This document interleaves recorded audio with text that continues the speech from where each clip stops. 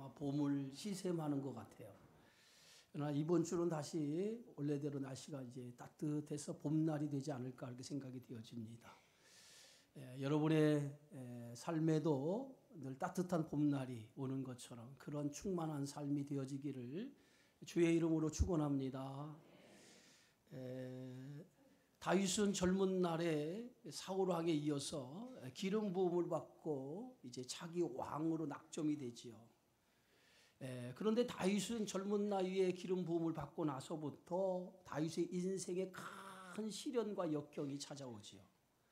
아마 다윗이 기름 부음을 받을 때의 나이가 17살입니다. 그리고 왕이 되는 때가 30살이죠. 17살에 기름 부음을 받고 30살 왕이 될 때까지 13년이라고 하는 그 기간 동안에 다윗은 어려움, 그의 인생의 가장 큰 어려움을 보내게 되어지죠. 성경 대부분의 믿음의 사람들의 삶을 들여다보면 그들의 삶 속에 그러한 고난이 있었던 것을 보게 되어지죠. 여러분 잘 아는 것처럼 요셉이라고 하는 인물은 어린 나이에 예굽의 종으로 팔려가죠. 그래서 예굽에서 총리가 되기까지 그 긴 시간 동안에 고난의 삶을 살아가게 되어집니다. 요셉뿐만이 아니라 모세 역시도 예굽의 화려한 왕자의 생활을 뒤로하고 40년이나 긴 시간 동안에 미디안 광야에서 양을 치는 목동으로서 혹독한 시련의 시간을 보내게 되어지죠. 그리고 40년 뒤에 그는 이제 하나님의 부름을 받고 이스라엘 백성을 예굽에서 인도하는 지도자의 생활을 하게 되어지죠. 이처럼 하나님의 사람의 대부분의 인생을 살펴보면 대부분의 인생들이 어려운 고난의 시간을 보내었던 것을 보게 되어지죠. 아마 우리 인생도 마찬가지입니다. 가장 힘들고 어려운 시기가 어찌 보면 우리의 인생의 젊은 시절이 아닌가 그렇게 생각이 되어져요. 대부분 젊은 시절에는 미래를 준비하는 시간이기 때문에 가장 어려운 시기가 젊은 시기라고 할 수 있어요. 이 젊은 시기를 잘 보내면 미래의 삶을 안정적으로 보낼 수 있기 때문에 젊은 시절만큼 가장 어렵고 힘든 시기가 아닌가 그렇게 생각이 되어집니다. 그래서 이런 말이 있어요. 젊은 날의 고생은 돈 주고도 못 산다. 그렇죠? 그만큼 이 젊은 날의 고생이 있어야 훗날 안정적인 삶을 살아갈 수 있다는 거죠. 다윗의 인생에서 가장 힘들고 어려운 시기가 있다면 그 시기는 바로 젊은 시기라고 할 수 있어요. 이제 다윗은 사울왕으로 인해서 고난이 시작이 되어지고 그 고난 때문에 다윗은 더 이상 그 이스라엘 땅에 머물러 있을 수가 없었어요. 그래서 다윗은 이제 사울왕을 피해서 제일 먼저 피신한 곳이 노비라고 하는 지역이었습니다. 오늘 사무엘상 21장 1절에 보니까 다윗이 노베에 가서 제사장 아히멜렉에게 이르게 되어졌다라고 말합니다. 이 노비라고 하는 지역은 예루살렘에서 북쪽으로 41km 지점에 있고요. 사울이 사는 기브아에서 4km 남쪽에 떨어진 곳이 이 노비라고 하는 지역입니다. 노 땅은 제사장들이 모여 사는 성읍으로 되어져 있는 제사장들이 모여 사는 지역이에요. 원래 이 제사장들이 모여 있는 곳이 실로인데 실로가 하나님의 성소가 있는 곳인데 블레셋의 공격으로 인해서 실로가 파괴되어지고 법궤가 빼앗기면서 제사장들이 노비라고 하는 지역으로 집단 이주해서 그곳에 머물러 살게 되어지죠. 그래서 이 노비라고 하는 지역은 제사장들이 모여 사는 지역이고 이곳에 이제 성소가 있었던 것을 보게 되어집니다. 그래서 다윗은 이제 사울왕을 피해서 제일 먼저 간 곳이 뭐예요? 성소가 있는 이 높당으로 가게 되어지죠. 예? 그래서 다윗은 이 성소가 있는 높당으로 이제 찾아간 이유가 하나 있어요. 그 이유는 하나님의 뜻이 어디 있는가? 하나님의 뜻을 찾고 그 뜻을 묻기 위해서 성소가 있는 높당으로 그의 발걸음을 옮기게 된 것입니다. 어찌 보면 지금 다윗의 인생에서 가장 어려운 시기예요.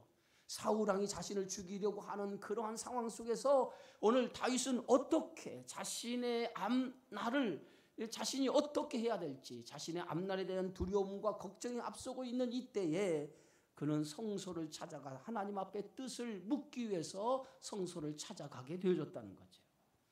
여러분 우리가 앞길이 막혔을 때에 우리가 할 수 있는 유일한 길이 어떤 길입니까? 그것은 바로 하나님을 찾는 길이라고 저는 믿습니다. 믿음의 사람의 모습은 삶의 위기가 닥쳤을 때 그 위기 속에서 하나님을 찾는 것, 그것이 믿음의 사람들의 모습이죠. 모세가 이스라엘 백성을 이끌고 애굽에 나왔을 때 뒤에는 애굽 군대가 추격해오고 앞에는 홍해 바다가 가로막혀 있었습니다.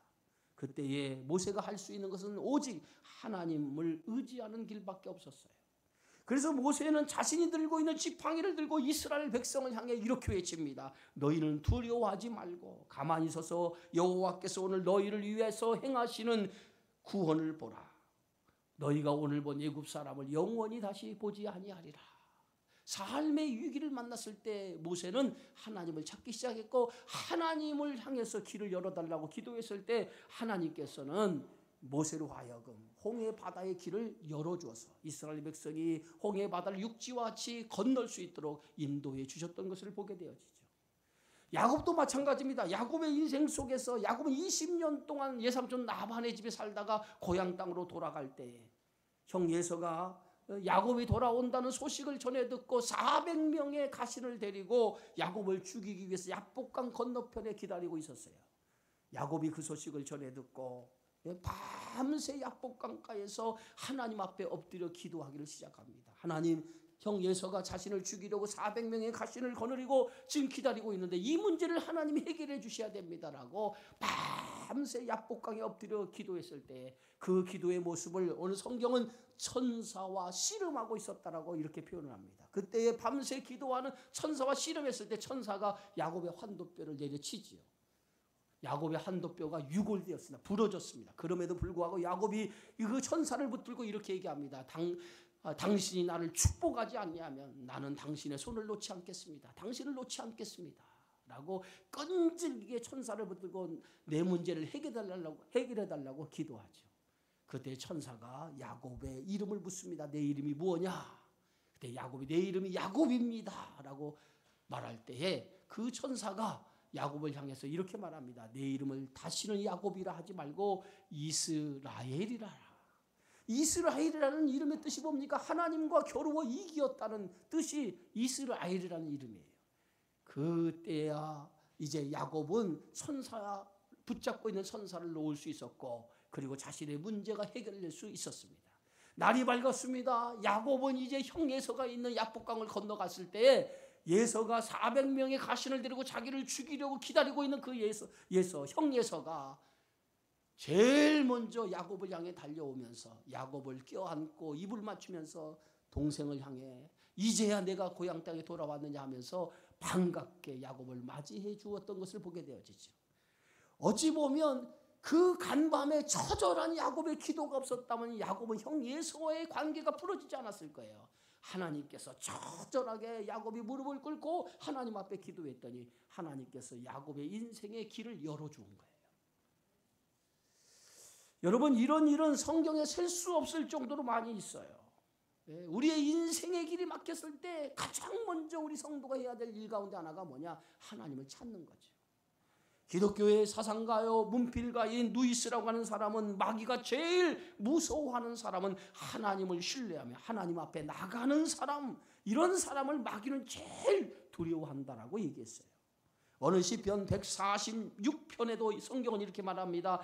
야곱의 하나님을 자기의 도움으로 삼으며 여호와 자기 하나님에게 소망을 두는 자가 복이 있다라고 이렇게 말합니다. 여러분 앞길에 인생의 장애를 만났습니까? 아니면 위기를 당했습니까? 하나님을 찾아 기도하시기 바랍니다. 하나님 우리의 인생의 길을 내어주실 줄 믿습니다. 다윗이 이제 하나님의 뜻을 믿기 위해서 가장 어려운 시기에 하나님의 뜻을 믿기 위해 성소를 찾아갔을 때에 가장 먼저 그 성소에서 만난 사람이 누굽니까? 아히멜렉이라고 하는 제사장이 이제 다윗의 방문으로 인해서 놀라게 되어지죠. 다윗은 왕의 사이로 당시의 군대의 천부장이었어요. 그 밑에 1000명의 부하를 거느리고 있는 천부장이 위치해 있던 사람입니다. 그런 다윗이 갑작스럽게 이 높당을 방문하고 제사장 아히멜렉 성소를 방문하게 되어지니까 제사장 아히멜렉이 다윗의 뜻밖의 방문을 인해서 놀라서 어찌 수하의 군사도 없이 홀로 이곳을 찾아왔느냐라고, 무슨 일이 있느냐라고 다윗에게 묻지요. 다윗은 제사장 아히멜렉에게 이렇게 얘기합니다. 오늘 성경 말씀에 보니까 어찌하여 내가 홀로 있고 함께하는 자가 아무도 없느냐라고 물을 때에 다윗은 이렇게 말합니다. 왕의 명령을 은밀히 수행하기 위해서 내가 홀로 이곳에 왔다라고 거짓말로 아히멜렉 제사장에게 지금 사울 왕이 자신을 죽이려고 하는 그 상황에 자신이 사울 왕을 피해서 이곳에 도망왔다고 얘기하지 않고 은밀하게 왕의 명령을 수행하기 위해서 이곳에 왔기 때문에 수하의 군사를 거느지지 않고 이곳에 왔다라고 거짓말로 대답을 하죠. 그리고 나서 다윗은 그 아히멜렉 제사장에게 이렇게 얘기합니다. 먹을 것이 있으면 나에게 먹을 것을 좀 달라라고 요구를 해요. 지금 다윗은 사울 왕을 피해서 도망자의 길을 걸어가다 보니까 며칠 동안 아무 음식도 먹지 못하고 허기진 채로 이 제사장이 있는 이 높당으로 찾아온 거예요. 그래서 제일 먼저 아히멜렉 제사장을 만나자마자 아히멜렉 제사장에게 먹을 것이 있다면 나에게 먹을 것을 좀 달라라고 요구를 해요. 그때 아히멜렉 제사장이 다윗의 요구를 듣고 이곳에는 보통의 떡은 없고 진설병만 있다라고 대답을 합니다. 여러분, 진설병이 뭐예요? 진설병은 성소에 진열해 놓은 떡입니다. 매 안식일마다 성소에 떡을 진열해 놓고 매 안식일마다 새로운 떡으로 갈아 놔요. 그래서 이 성전에 가면 성소에 떡상이라고 하는 곳이 있어요. 그 떡상에 2줄로 6개의 떡을 2줄로 늘 진열해 놔요. 그래서 안식일이 되면 또다시 새로운 떡으로 그 떡상에 떡을 다시 바꿔놓습니다. 그리고 물려놓은 떡은 누가 먹습니까? 제사장들이 거룩한 떡이라고 해서 오직 제사장만 그 떡을 먹을 수 있게 되어져 있어요. 그런데 지금 다윗이 배가 고프니까 떡을 달라고 하니까 이곳은 보통의 떡은 없고 오직 하나님 앞에 제단에 물린 진설병만 있다라고 얘기를 합니다. 그 떡은 오직 제사장만이 먹을 수 있는 떡, 그 떡만 있다라고 대답을 하죠. 다윗이 먹을 양식을 달라고 하니까 제사장 아히멜렉은 이렇게 얘기합니다. 너희가 여자를 가까이 하지 않았으면, 네가 여자를 가까이 하지 않았으면 내가 그 떡을 너에게 주겠다라고 얘기를 해요. 그랬더니 다윗이 우리는 3일이나 여자를 가까이 하지 않았다. 이 말은 무슨 의미냐면 하나님의 거룩한 떡을 먹기 위해서 거룩해야 된다는 거예요. 거룩하기 위해서 부정한 모습이 있어서는 안 된다는 거예요. 여자를 가까이 하지 않았다는 건 부정한 모습이 없다는 거예요. 그래서 아히멜렉 제사장은 다윗에게 그 떡을, 거룩한 떡, 하나님 앞에 물린 이 진설병을 다윗에게 내어주죠. 제사장만이 먹을 수 있는 그 거룩한 떡을 다윗에게 내어주었다라고 하는 것은 어찌 보면 율법을 어긴 행동 같아요. 그러나 율법의 참된 정신이 어디 있습니까? 율법의 참된 정신은 사랑이에요. 사랑. 여러분, 10계명의 계명을, 우리 10가지의 계명을 2가지 계명으로 압축한다면 첫 번째에서 4번째 계명은 하나님을 사랑하는 계명이고 5번째 10번까지 계명은 이웃을 위한 계명이에요. 그래서 10계명을 하나의 계명으로 말하면 하나님을 사랑하는 것이 곧 내 이웃을 내 몸처럼 사랑하는 것이다. 그것이 예수님이 말씀하신 거예요. 너희에게 새 계명을 주느니 하나님을 사랑하고 내 이웃을 내 몸처럼 사랑하라. 그것이 예수님의 말씀 아닙니까? 그래서 율법의 가장 큰 정신이 어디 있습니까? 율법의 가장 큰 정신은 사랑이 있어요. 사랑. 사랑보다 우선하는 가치는 없습니까? 예수님이 제자들과 밀밭 사이를 걸어가면서 제자들이 배가 고파서 밀 이삭을 잘라 먹게 되어졌어요. 그때에 바리새인들이 그것을 보고 어찌 당신의 제자들은 이 안식일날 밀 이삭을 잘라 먹습니까? 안식일을 어긴 죄를 짓습니까? 라고 예수님을 향해서 그렇게 얘기합니다. 그때에 예수님께서 뭐라고 얘기합니까? 안식일이 누굴 위해 존재하느냐?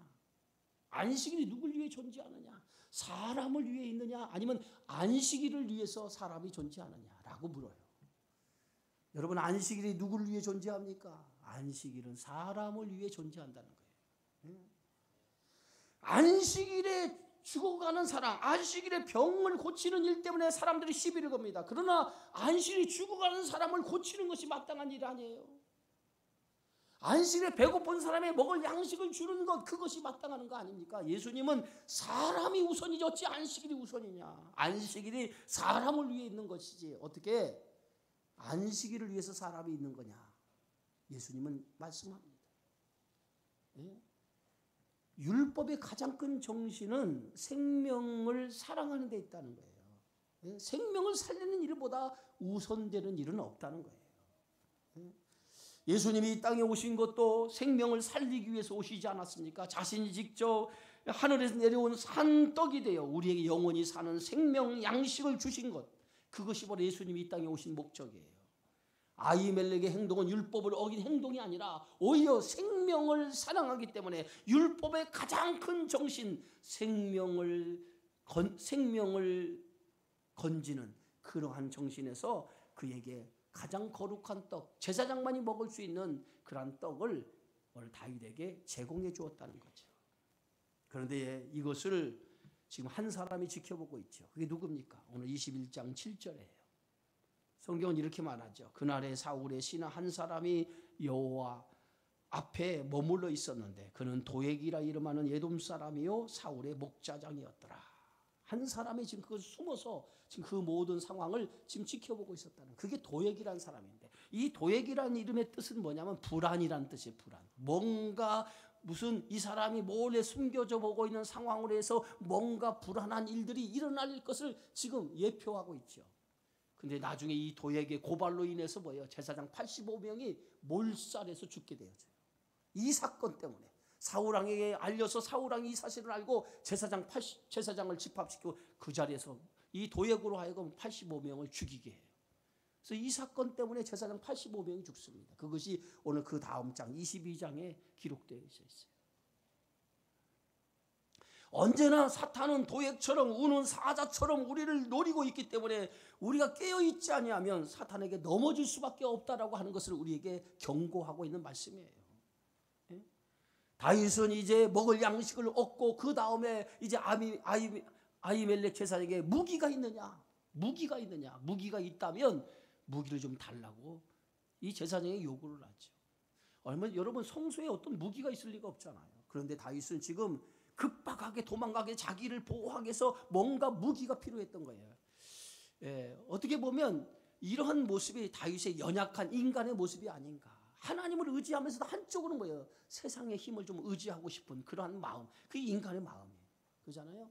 무기를 통해서 자기를 뭔가 보호하고자 하는 그러한 마음이 다윗의 인간적인 모습이었다는 거예요. 그러니까 아히멜렉 제사장에게 무기가 없느냐라고 물어요. 그랬더니 아히멜렉 제사장에 이렇게 말합니다. 전에 블레셋 장수 골리앗과 싸워서 골리앗을 죽이고 골리앗이 들고 있는 칼을 이곳에 보관하고 있었다는 거예요. 그것을 예봇 뒤에, 하나님의 뜻을 묻는 예봇 뒤에 이것을 숨겨두고 있었다고. 그렇게 얘기하면서 그 칼밖에 없다고 얘기하니까 다윗이 그 칼을 좀 나에게 달라고 얘기를 하죠. 그래서 다윗에게 그 칼을 전해줍니다. 그래서 다윗은 이 성소에서 두 가지를 얻고 가죠. 먹을 양식과 그리고 자기를 보호할 수 있는 칼을 가지고 이제 그 아히멜렉 제사장이 있는 놉 땅을 떠나게 되어져요. 자, 다윗이 놉 땅을 떠나서 어디로 갑니까? 오늘 성경 말씀 10절에 이렇게 기록하고 있어요. 그날에 다윗이 사울을 두려워하여 일어나 도망하여 가드왕 아기스에로 갔다. 사울을 두려워해서, 사울이 자신을 계속해서 죽이려고 자신을 향해서 오니까, 추격해 오니까 사울을 두려워해서 다시 그가 일어나 어디로 갑니까? 저 아기스에게로 갔다. 그랬어요. 이 아기스에로 갔다는 이 말이 뭡니까? 블레셋 땅, 블레셋 땅으로 내려갔다는 거예요. 여러분, 놉이라고 하는 지금 다윗이 현재 있는 지역이 뭐예요? 놉이라고 하는 지역에서 블레셋 이 가드까지의 거리는 37km 떨어진 거리였어요. 그런데 이 가드는 뭐예요? 블레셋 땅으로, 블레셋은 5도시로 이루어진 연합국가입니다. 그 5도시 중에 한 도시가 이 가드라고 하는 지역인데, 이 도시로 오늘 사울왕을 피해서 오늘 다윗이 그쪽으로 도망간 거예요. 어떻게 보면 이 다윗은 그렇게 생각했을 거예요. 내가 이 이스라엘 땅에 머물러 있는 한 사울의 눈을 피할 수 없을 것이다. 그러니 내가 차라리 이방 땅, 블레셋 땅으로 내려가면 사울이 더 이상 나를 추격하지 못할 것이다. 그런 생각을 가지고 아예 이방 땅인 블레셋 땅으로 사울 왕을 피해서 지금 내려간 거예요. 도망간 거예요. 어떻게 보면 다윗은 가장 안전한 땅이 아닌가라고 생각했을 거예요. 그런데 가드에 도착하자마자 뜻밖의 일이 일어나요. 그 일이 뭡니까? 가드의 왕 아기스의 신하들, 가드 왕 아기스의 신하들이 다윗을 알아본 거예요. 다윗이 블레셋과의 전쟁을 통해서 블레셋을 물리친 위대한 용사 아닙니까? 그래서 이스라엘 여자들이 다윗이 전쟁터에 돌아왔을 때 길에서 다윗을 향해 어떻게 노래했습니까? 사울은 천천히요, 다윗은 만만이다. 사울이 1000명의 블레셋 군인을 죽였다면 다윗은 10,000명의 군사를 죽이는 용맹스러운 사람이라고 노래를 부르지 않았습니까? 그 노래 때문에 사울이 시험이 들었어요. 그 말 한마디 때문에 사울이 시험이 들어서 그의 마음속에 그때부터 다윗을 죽이려고 하는 시기와 질투와 미움이 생겨서 다윗을 죽이려고 하지 않았습니까? 그런데 이 노래가 이스라엘 땅에만 퍼진 것이 아니라 블레셋 땅에도 이 노래가 퍼졌어요. 사울은 천천히요, 다윗은 만만이라고 하는 이 노래가 블레셋 땅에도 퍼져가서 블레셋 사람도 이 노래를 다 알고 있는 거예요. 그래 다윗이 블레셋 땅 어디로 갔어요? 가드로 가니까 가드의 그 아기스의 신하들이 다윗을 한눈에 알아본 거야. 아, 저 사람 지금 이스라엘 백성이 노래하는 이 다윗 아닌가라고 다윗을 한눈에 알아본 거예요. 다윗은 사울 왕을 피해서 블레셋 땅으로 내려갔는데 뜻밖의 블레셋 땅에서도 위기를 만나게 된 거예요. 여러분, 아브라함이 하나님이 지시하시는 가나안 땅으로 고향과 친척을 떠나서 하나님의 약속을 따라가지 않았습니까? 그런데 아브라함이 정착한 그곳에 얼마 지나지 않아서 그 땅에 기근이 찾아와요.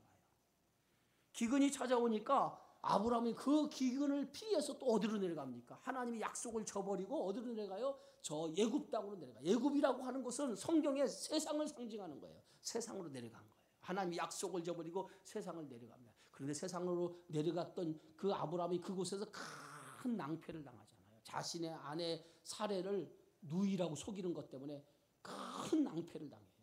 결국은 뭐예요? 낭패를 당하고 나서 다시 어디로 돌아와요? 하나님이 지시하는 가나안 땅으로 돌아오잖아요. 여러분, 우리가 위기를 당하면 사람들은 자꾸 인간적인 방법을 생각을 해요. 인간적으로 어떻게 그 위기를 해결하려고 자꾸 생각을 해요.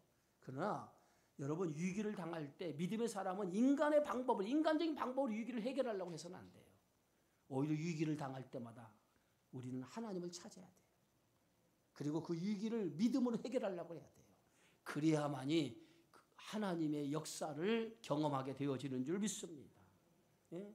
지금 다윗은 사울이 자기를 죽이려고 추격하니까 사울 왕을 피해서 아예 블레셋 땅으로 피신해 갔는데 블레셋 땅에서 더 큰 문제를 만나게 된 거예요. 블레셋 사람들이 지금 다윗을 알아본 거예요. 저 다윗 아닌가? 저 다윗 아닌가? 그때 그 순간에 다윗이 순간의 기지를 발휘해요. 순간의 기지를 발휘해요. 그것이 오늘 12절 13절이에요. 우리 한번 다 같이 한번 읽어봅시다. 성경 말씀. 다윗이 이 말을 그의 마음에 두고 가드왕 아기스를 심히 두려워하여 그들 앞에서 그의 행동을 변하여 미친 채하고 대문짝에 그적거리며 침을 수염에 흘리매. 여러분 보세요. 순간 다윗을 알아보니까 다윗이 순간에 위기를 당하는 순간에 다윗이 그 순간에 뭐예요? 미친 사람처럼 행동을 해요. 정상적인 아닌 사람처럼 행동을 하기 시작합니다. 침을 막 수염에 흘리면서 땅에 막 그적거리며 대문짝에 그적거리며 숨을 수염에 흘리면서 아주 미친 사람처럼 행동을 하는 거예요. 얼마나 다윗이 순간에 두려우면 순간 이런 미친 행동을 통해서 자기 위기를 벗어나려고 했겠습니까? 그때 아기스가 다윗의 이 모습을 지켜보더니 뭐라고 했냐면 어찌하여 이 미치광이를 내게로 데려왔느냐 하면서 다윗의 그 정상적인 행동을 보고 다윗을 온전한 사람이 아닌 것으로 안 거예요. 그래서 어찌 이 미치광이를 내게로 데려왔느냐 하면서 신하들을 꾸짖게 되어지죠. 다윗은 순간의 기지로 자신이 당한 위기를 벗어나게 되죠. 그때의 심정, 그때의 상황을 다윗은 시편 53편에 시로 이렇게 표현을 했어요. 자, 우리 한번 다 같이 한번 읽어봅시다. 너희는 여호와의 선하심을 맛보아 알지어다. 그에게 피하는 자는 복이 있도다. 너희 성도들아 여호와를 경외하라. 그를 경외하는 자에게는 부족함이 없도다. 젊은 사자는 궁핍하여 줄일지라도 여호와를 찾는 자는 모든 것에 부족함이 없으리라. 이것이 오늘 다윗이 이 아기스 왕 앞에서 미친 채 하다가 그가 간신히 그 위기를 벗어났을 때 지은 시 가운데 하나예요. 그런데 그때의 그 경험을 오늘 다윗은 너희는 여호와의 선하심을 맛보고 알지어다. 그에게 피하는 자는 복이 있도다. 너희 성도들아 여호와를 경외하라. 그를 경외하는 자에게는 부족함이 없도다. 젊은 사자는 궁핍하여 줄일지라도 여호와를 찾는 자는 모든 좋은 것에 부족함이 없으리로다. 인생의 위기를 만났을 때 다윗이 혹독하게 경험한 것이 뭐예요? 하나님을 찾는 것이 복이라는 거예요. 하나님께 피하는 것이 복이라는 거예요. 그것을 철저하게 깨달은 거예요. 인간의 방법으로 블레셋 땅으로 도망가면 자기의 위험에서 벗어날 거라는데 그것이 아니었다는 거예요. 참된 인생의 보호자는 하나님밖에 없다는 거예요. 그래서 여호와를 경외하는 자가 복이 있다는 거예요. 할렐루야. 그것이 오늘 다윗이 그 인생의 그 어려운 시기에서 경험한 경험이에요. 그거를 시편 53편에 이렇게 다윗은 훗날의 시로 표현하고 있는 거예요. 사랑하는 성도 여러분, 살면서 누구나 어려움을 당할 때가 있어요. 삶의 위기를 당할 때가 있어요. 그 위기의 순간에 인간적인 방법이 막 떠오릅니다. 그러나 그 인간적인 방법을 붙들면 안 돼요. 믿음의 사람은 그 삶의 위기와 어려움을 당하면 인간적인 방법을 붙들려서는 안 돼요. 믿음을 붙잡아야 돼요. 믿음을 붙잡고 그 믿음으로 그 어려움을, 삶의 위기를 헤쳐나가야 될 줄 믿습니다. 인간적인 방법으로 위기를 해결하려고 하면 오히려 더 큰 수렁에 빠지게 되어져요. 위기 속에 하나님을 찾으면 하나님 우리의 갈 길을 인도해 주셔요. 하나님은 어떤 분입니까? 길을 내어주는 분이에요. 우리에게 길을 내어주는 분. 사방에 우겨쌈을 당하였어도 길을 내어서 우리로 하여금 쌓이지 않게 하시고 우리의 삶을 인도하시는 하나님이에요. 그래서 위기 속에서 우리가 뭘 경험해요? 성도는 위기 속에서 하나님의 선하심을 경험해야 돼요. 하나님의 은혜를 경험해야 돼요. 젊은 사자는 궁핍하여 줄일지라도 여호와를 찾는 자는 모든 좋은 것에 부족함이 없다고 하는 이 말씀처럼 여러분의 삶에 어려움과 위기가 찾아올 때마다 하나님을 찾아서 하나님의 은혜를 경험하고 그 속에서 하나님의 도우심을 찾는 여러분 되시기를 바랍니다. 그런 믿음의 사람이 성도가 되어지기를 주의 이름으로 축원합니다. 기도하겠습니다. 주의 은혜 고맙습니다. 오늘도 주신 이 생명의 말씀을 기억하게 하시고 위기를 만났을 때 인간의 방법을 동원하지